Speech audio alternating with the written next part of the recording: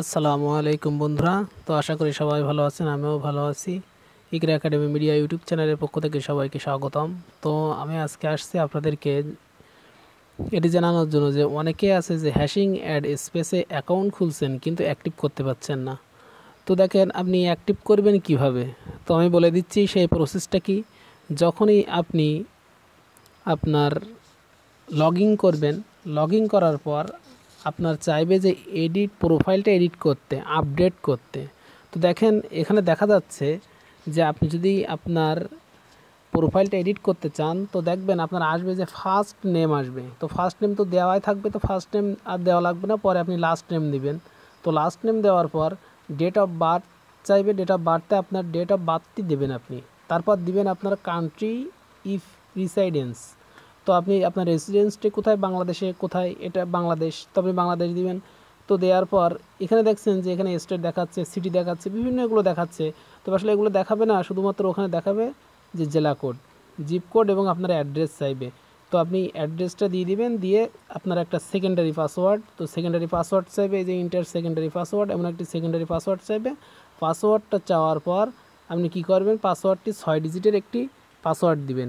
এই পাসওয়ার্ডটি দেওয়ার পর আপনি সাবমিট করবেন। আই এম নট রোবট যদি আসে তাহলে আপনি I am not robot click করে আপনি সাবমিট করবেন। আর যদি ক্যাপচা চাই, যদি বিভিন্ন ক্যাপচা চাই, যেমন ক্যাপচা চাই কি আপনার প্লাম্ব, তারপরে কার্স, তারপর বাস, এমন চাই আপনি। যদি চাই তাহলে ভালো, না চাইলে তো আরও ভালো, আলহামদুলিল্লাহ। তো আপনি কি করবেন, সাবমিট করবেন। তো সাবমিট করার পর আপনার অ্যাকাউন্টটি অ্যাক্টিভ হয়ে যাবে। নাহলে কিন্তু বারবার আপনার দেখাবে যে কি আপনার অ্যাকাউন্টে কিন্তু কী হবে না, অ্যাক্টিভ হবে না। অ্যাক্টিভ হলে আপনি কাজ করতে পারবেন না, বারবার আপনার সামনে প্রোফাইলটি এডিট করতে বলবে। তো আমি আপনাদেরকে এই বিষয়টি জানানোর জন্য মূলত আসছি আজকে।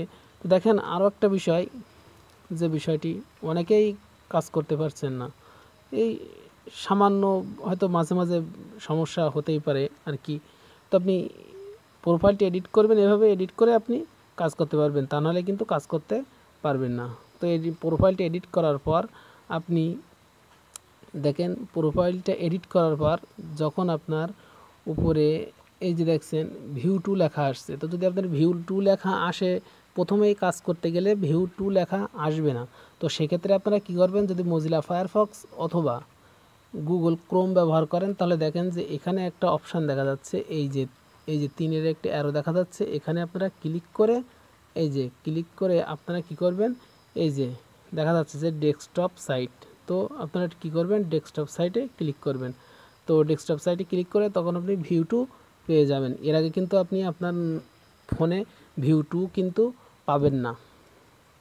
তো যদি আপনি ভিউ টুতে ক্লিক করেন, একটু ওয়েট করবেন, আসতে একটু সময় নিচ্ছে আর কি।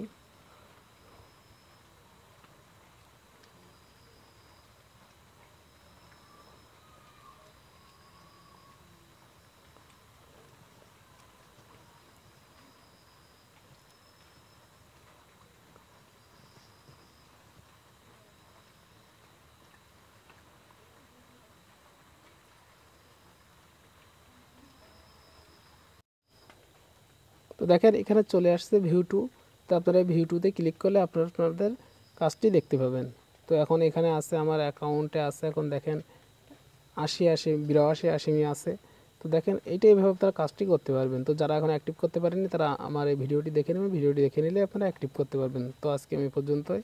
আসসালামু আলাইকুম রহমতুল্লাহ।